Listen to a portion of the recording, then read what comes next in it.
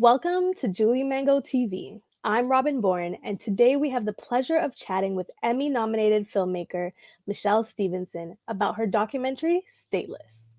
The film uncovers the complex history and present-day politics of Haiti and the Dominican Republic through the grassroots electoral campaign of a young attorney named Rosa Iris. Thank you so much for joining me, Michèle. Thank you. Thank you so much for having me.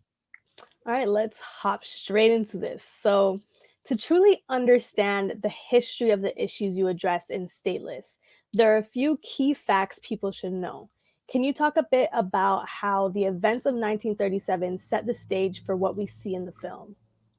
Well, I would say that the 1937 massacre, I can talk about it as one part of a really long historical continuum on the island and even this hemisphere, I would say, in terms of how white supremacy has kind of taken root, right? I can start as early as the island, Hispaniola. It is the first place where Europeans arrived. Christopher Columbus sets, his feet there. It is the first place where the genocide against indigenous peoples happened, where people were disappeared violently. And it's the first place where the enslaved Africans set foot as well. And so from that moment on, between this legacy of colonialism, settling, European settlers, slavery, and genocide, emerged a racial caste system. And we see different manifestations of that racial caste system and its convergence with capitalism from as far north as Canada, which has its own interpretation, right? That it has a legacy with European colonialism, to as far south as Argentina. And what centers around all of this is anti-Blackness, right? And there are all these variations of how we internalize it as people, for me, all of this runs through my blood as a light-skinned Black woman who was born in Haiti, of a Haitian father and a Haitian and a Panamanian mother. I've sort of navigated through the waters of colorism and what pigmentocracy looks like from a very personal perspective. And so if we come to today and 1937, the massacre of 1937, people are not aware. It was an act of genocidal extermination by the dictator Rafael Trujillo, who was put in place subsequent to a U.S. occupation by the military, the U.S. military. For those of us who know sort of the history of U.S. imperialism in the Americas, this is a period where they had just occupied Haiti and the Dominican Republic, and left Trujillo in power.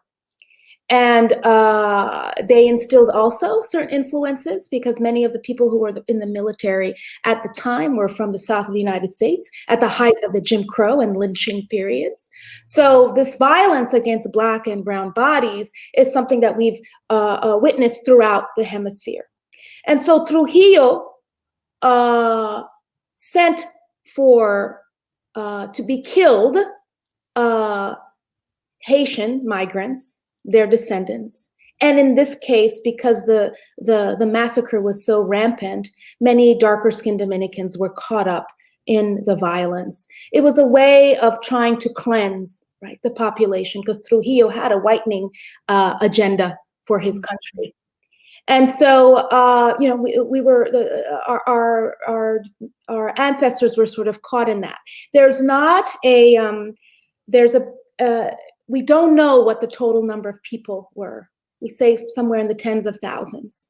Graves are still unmarked, and the state on both sides is still not sort of like taking on the accountability of recognizing and commemorating this act of genocide, which is part of our hemispheric history of genocide. Others have occurred in Guatemala.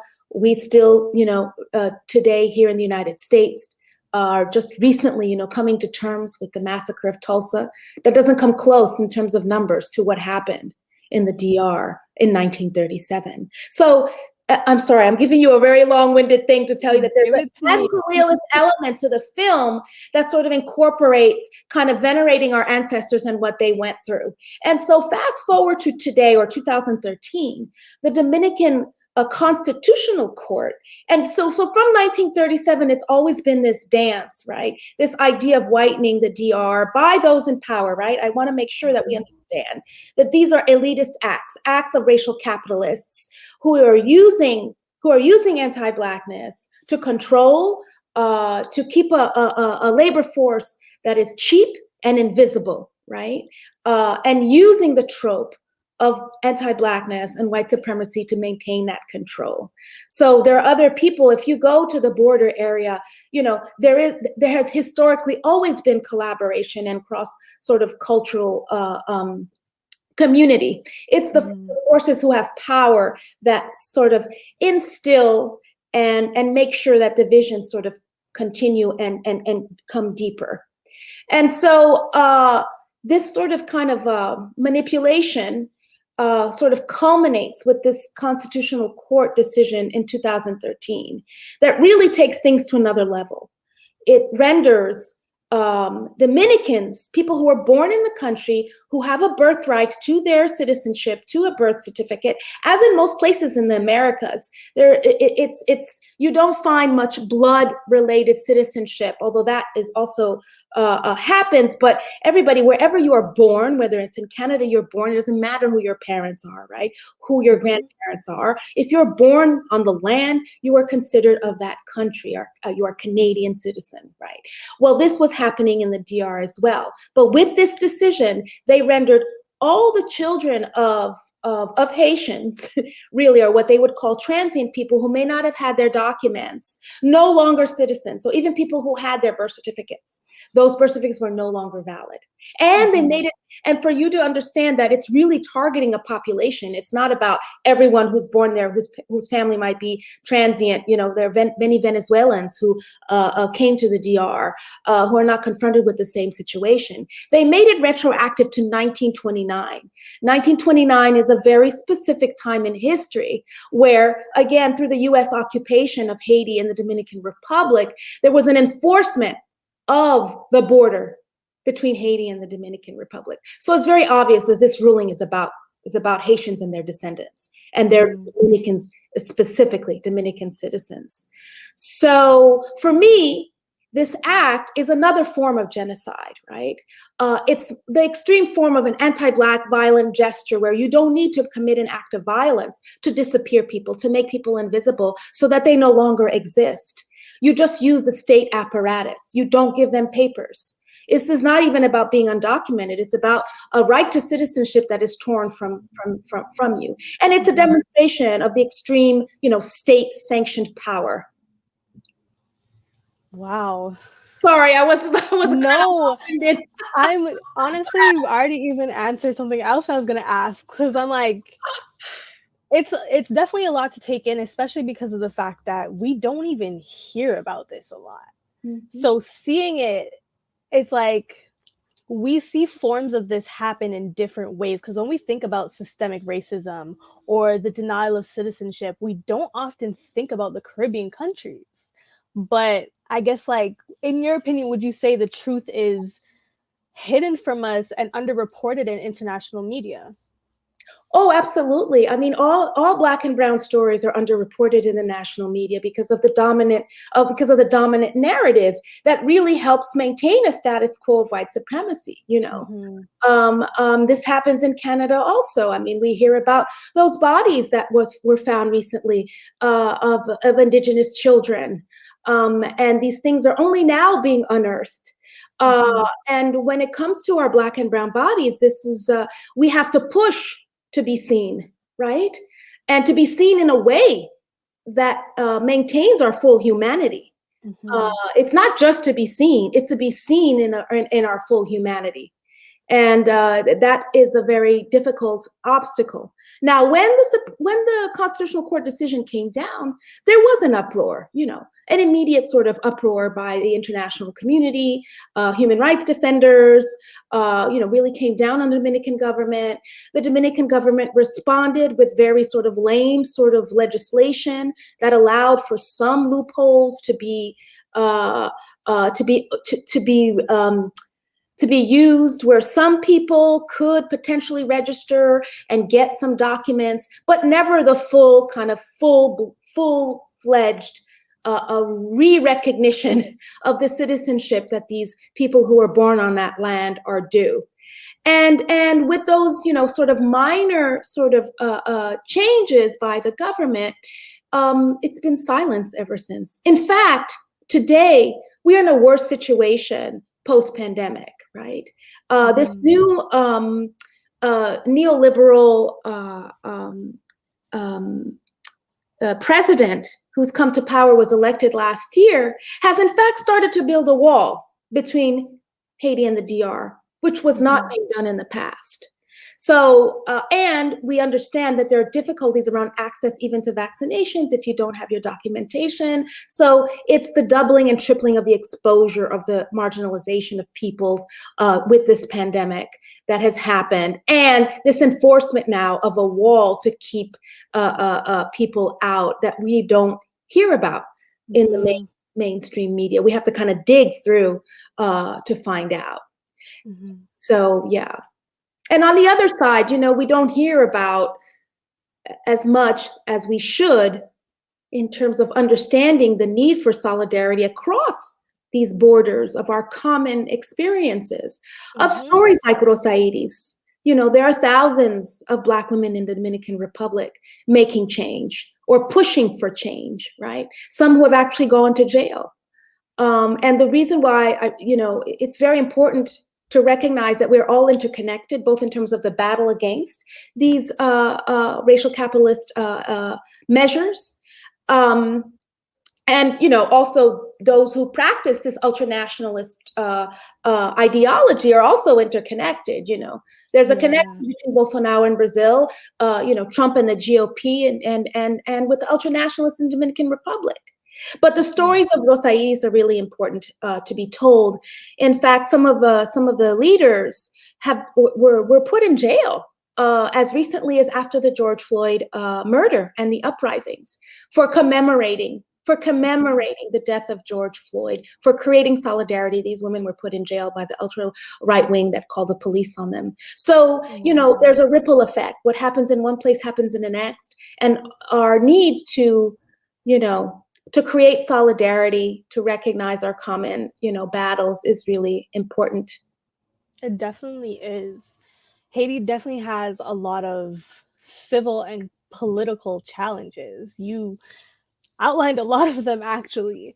Was there any, or is there still any support for stateless people that arrive in Haiti? Like, what was the social support? Because I know you did mention the fact that there are many Black women out there, women of color, who are going to jail for this. So what other social pushes were there? Well, I didn't spend as much time. There are many social justice movements going on in Haiti right now, right? Related to issues that are going on in Haiti itself. There are movements of solidarity and collaboration. I worked with an organization, a cultural organization called Aswei. They actually composed the song that's used at the end over the credits is about cross-island solidarity. And they work together, they're Haitians and Dominicans, in performances in music and the arts, across the borders to create that solidarity. So there are definitely movements happening, especially among youth, Haitian and Dominican youth, to to amplify the question of Dominicans of Haitian descent, but more importantly, to push against the stereotypes, right, or the history that, or the mythology around Haitian identity or Dominican identity that's being instilled through the educational system, through the media that they hear, and even through family members. So these movements, especially among artists, at least the ones that I've been connected to, are alive and very strong in their performances and their work that they're doing, both at the grassroots level, but also in larger performances and the music that they create.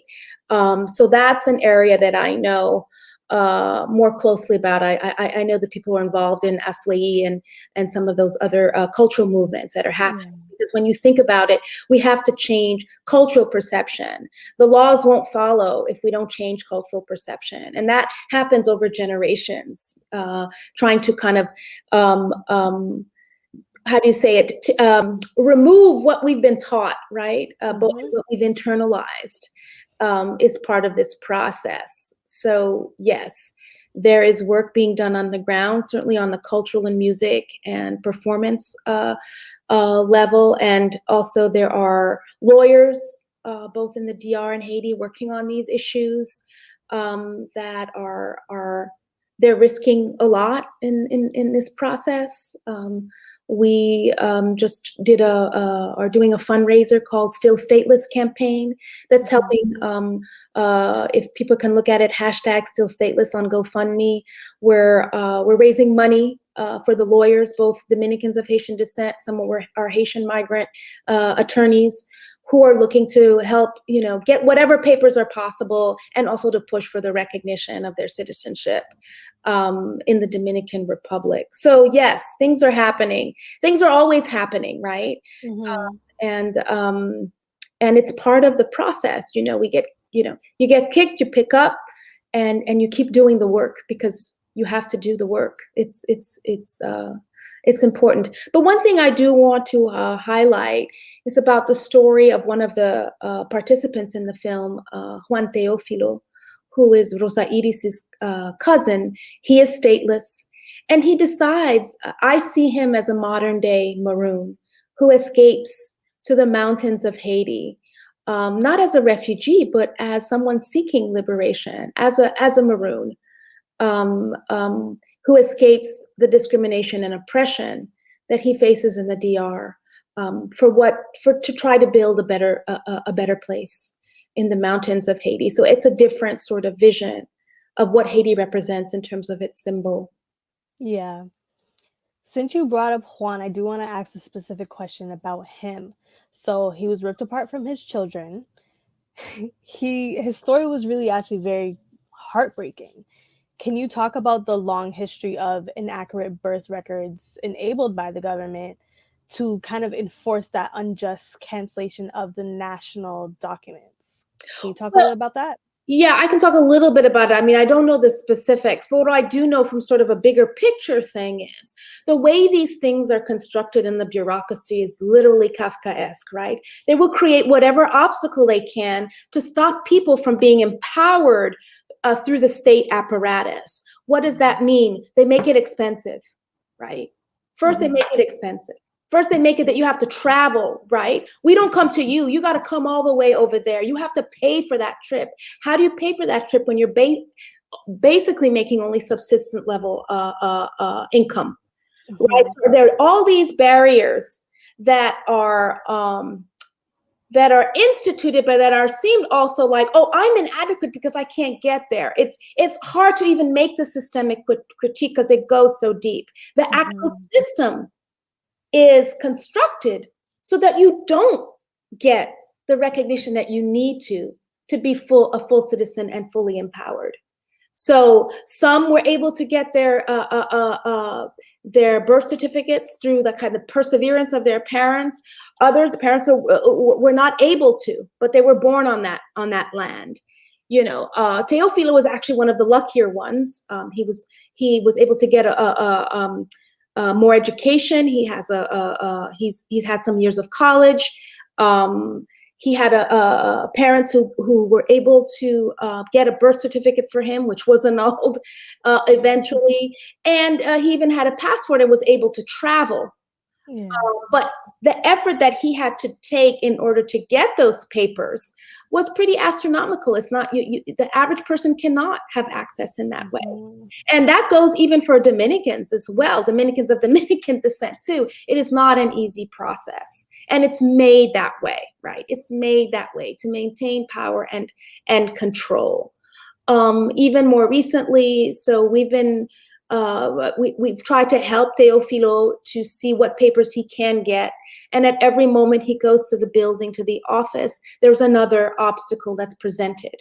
And you have to pay for that. And it's not chump change. You have to pay to get a more accurate birth certificate. You have to pay to correct this. You have to pay the trip to go to wherever the place is where your mother was born, to go to those records to get the accurate paperwork. So it's a machinery. Mm-hmm. I couldn't even imagine having to go through half of that.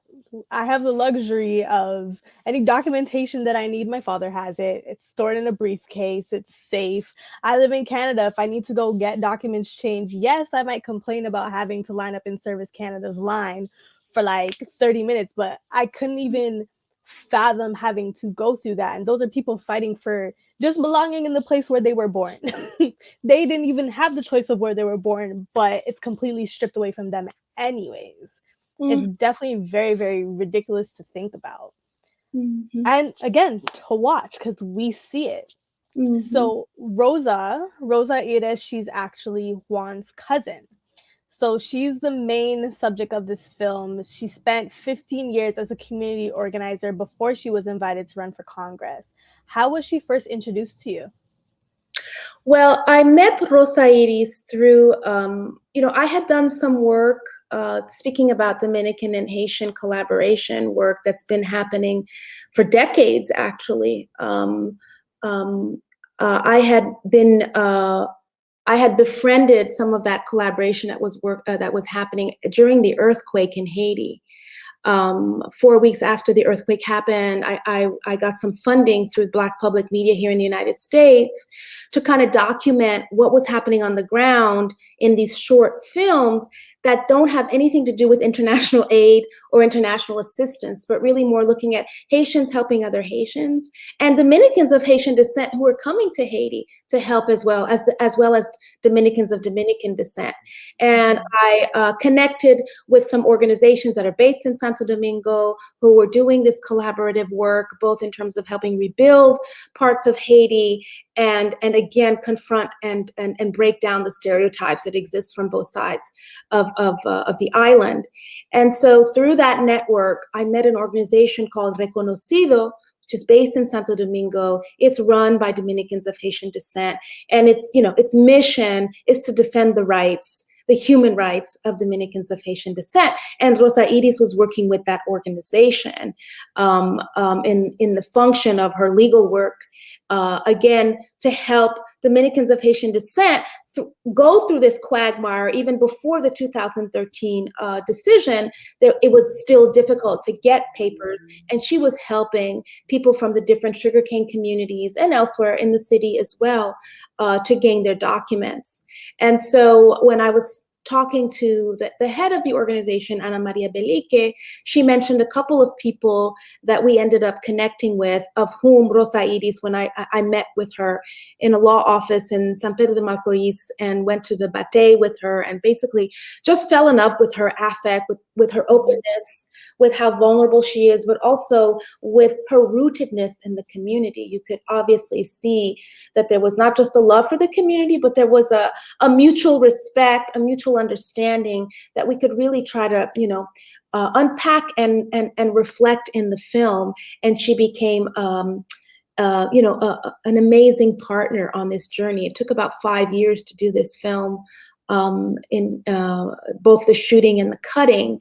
And Rosa Mm. Iris was there at the front. We didn't know she was going to run for office. I don't think she did when we first met. She was just doing her work, and then she was approached by the party that she eventually sort of joined, and they invited her to run for a congressional seat for her municipality, Consuelo, which is in San Pedro de Macorís. Okay, and I was just actually about to ask how long you were with Rosa during the production. So it was 5 years, you said? Overall, it's about 5 years. Yeah, we Yeah. started our research in 2014. The decision came down in 2013.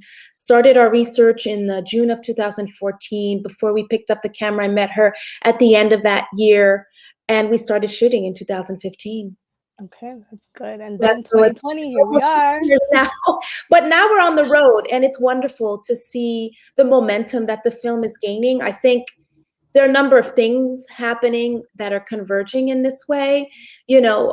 We at Rada Studio, the work that I do with my partner here at Rada Studio has always been around, stories of Black and Brown communities, for us, by us, about us, with our audience in mind. But I feel, and Stateless is an extension of the movement and storytelling work that we're doing. But I think in a post-George Floyd world, we have to recognize what that violence has done, and even it has opened up a whole kind of way of seeing the work that we do that I hope leads to more dialogue. Certainly within the Caribbean and Latinx community, where there's a lot of work to be done to unpack the impact of white supremacy on our communities and of colorism and pigmentocracy on us. Yeah, I definitely do feel like, I don't know. Okay, so I'm just going to bring up a conversation that I saw on Twitter just because it does fall along these lines. A lot of the times when there are conversations about oppression, slavery, white supremacy, it's focused in America, like just the USA. But people forget that, no, Christopher Columbus and all his little friends, they went everywhere. So I like that you bring that up because it's definitely something to think about. Although, yes, in the Caribbean and in Latin America, you will see a lot more colored people, but that does not mean that the white supremacy does not exist, because even though there's less of them, maybe they have higher power. Exactly. So it's ignored, and I hate that there's a kind of fight between American Black people and diaspora Black people. I won't just say Caribbean, I'll say diaspora. I hate that there's a fight because it's the same fight. We're both trying to get the same sort of recognition. Not just the same, but we come from the same history, this history of enslavement, and, to set the record straight also in some ways, more enslaved Africans arrived in Mexico than in the United States. More enslaved Africans arrived in Brazil. There's a saying in Brazil that says, here we don't have racism, the Black man knows his place. And in that sense is that it's not to say that white supremacy doesn't exist in the Americas. It's that its manifestation sometimes is so deep. You don't need Jim Crow. You know what I mean? You don't need the violent oppression, even though the violent oppression still exists, correct? But we've internalized things to such an extent that there is a knee-jerk reaction to how we maneuver, even within our families, with our neighbors, with society, that maintains these pillars of white supremacy. And and I'm glad you bring that up, because it is the same fight, and it is the same suffering. And it's also in different ways. In different ways. But it's also the resistance too. The history of the resistance is there, right? The palenques of Colombia, the Maroon societies of Colombia, of resistance is there, and we should know about it. We should know about that, how they resisted, right? And what they've created for themselves, as well as the Quilombos of Brazil, the Maroons of Jamaica, all of that. And the Maroons here in the United States that we don't hear much about. There are people who escaped to Mexico, didn't escape to Canada, right? There are Black folks who escaped to Mexico because Mexico had banned, slavery much before the United States. And all of that history interconnects us in the same way that, Haitians were here in New York City before the Civil War, fighting abolition, right? So there is this interconnectedness of the diaspora, as you say, that we're only scratching the surface of right now, that is so important even for us to recognize our past and to, and to better understand ourselves in this battle.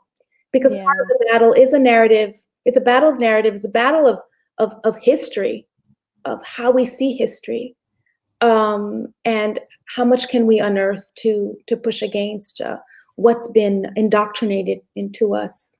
Because there's so many things that we don't learn, especially in the education system. You only learn, like, you're from Canada, so you learn the great things about Canada and all the things that were built, and you don't really hear too much about how bad those residential schools really were. You don't hear about the oppression. People have this idea that even now Canada is a place with no racism, and I'm happy that 2020 and 2021 is really proving that narrative wrong, because not only is it rooted here, but it's growing here.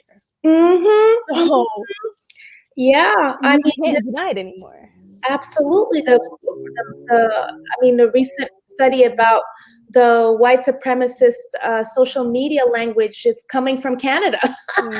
It's coming from Canada, and I can speak to personal experiences that our families went through as a result of who we were in these different cities in Quebec, but also that slavery existed also here. I mean, it's not, but we need to learn that. We need to learn that, but somehow,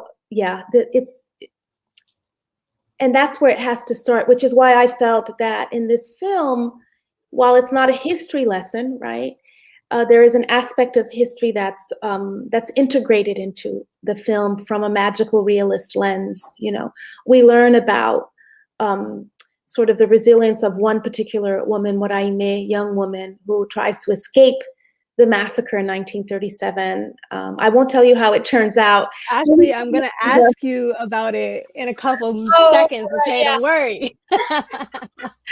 But she becomes sort of this protector spirit, today for young people fighting the good fight. And it's also recognition of the shoulders, on whom people like Rosa Iris stand in their work. So I do want to talk a little bit more about Moraime. Did I say that right? Yes, you did. Okay, yes. So the magical realism that keeps popping back up in this conversation, we see it through the storytelling of Moraime's story. It has a heavy water symbolism, which is something that I see a lot in Caribbean folklore, actually. So how did the Massacre River that splits the island play a role in the escape for these victims? Oh, that's a very kind of like, it's a complicated answer in the sense that the Massacre River really exists. There is a Massacre River. It's called the Massacre River, but it's named that for historical reasons, not because of this particular massacre that has to do with battles between pirates and other forces back under colonial times. But the recollection, the collective memory around 1937 is that you had to cross the river. It sort of kind of like when the Massacre River sort of divides the two countries in this kind of natural way. It's part of what has been deemed to be the border. And so knowing that if you cross it, you're on the other side, you're in safe territory, you're in Haiti. Was part of the mission of many people were trying to flee. They would flee at night, they would flee and hide in the woods and get to the water and get across. But it was also, according to collective memory and some what people said, was a place where bodies were tossed. There are conversations too about in certain parts of the river they turned red, right, from the blood of the massacre that took place there. But this idea of water and water being both a site of cleansing of cleansing, which happens, in many of our traditions, but also in this case, Danger. a place of tragedy too. It kind of lives in both those spaces. Oh, gosh. It's definitely a very, very, very heavy subject. And we've only, as much information as you've given me, I know that it goes so much deeper. We've only scratched the surface. So I definitely encourage anybody who's watching this to watch and really take it in, because it's a part of history that we don't hear about enough. And I am thankful for this. I'm actually probably going to watch it over, because just to take in more, because everything that we've talked about now, just knowing that while really taking in the rest of the film and taking in everything with a more understanding behind it, I do think is going to be very beneficial for me and as well our viewers. But although I would love to sit here all day, I do want to know more about what you have planned next. And I always ask everybody, and if you want to give me a little secret, don't worry. It will be just for Julie Mango TV. Won't tell nobody. Well, there are a number of projects that I'm currently working on, in partnership with my creative partner, who's also my life partner, Joe Brewster, here at Rada Studio. I'm in the process. We're working on a biopic on the poet Nikki Giovanni. Okay. We just recently are coming out of Tribeca 2021, and actually won an award there for our virtual reality project called The Changing Same. This is episode 1 of a trilogy that we're doing.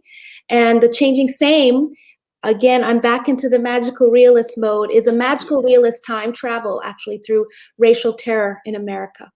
And so you go through these time capsules, and you're connecting history with what's going on today in the reality today in the United States, which I'm sure everyone could relate to quite strongly. And it's called The Changing Same, an American pilgrimage, and it's episode 1, The Dilemma, and we're raising money to do the following 2 episodes of the trilogy. So that is sort of taking up quite a bit of time for us in the process. But I do have another sort of personal project that I'm just at the start of, which has to do with my grandmother and the Caribbean again, but even going more deeply into the way colorism and pigmentosity works in families through her story.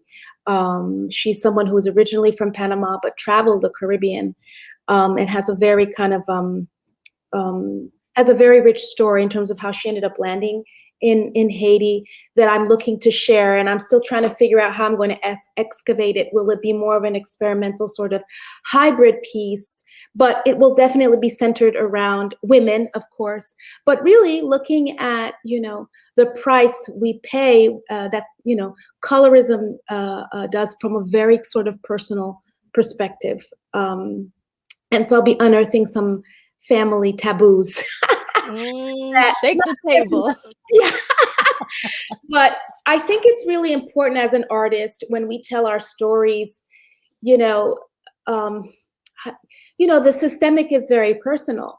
And if we don't kind of face it internally and engage with it in our practice, even in the work that we do here at RADA, we try to engage in a practice that is collaborative as we try to dismantle, right? But part of the dismantling as an artist is also this dismantling and rebuilding ourselves in a different way, right? And understanding the trauma that we carry that's intergenerational. And that comes from this colonial racial caste system. And how do we deal with that? And so for me, it's important to sort of excavate that for myself, but also to kind of leave something intergenerationally that has more of a sense of healing, right?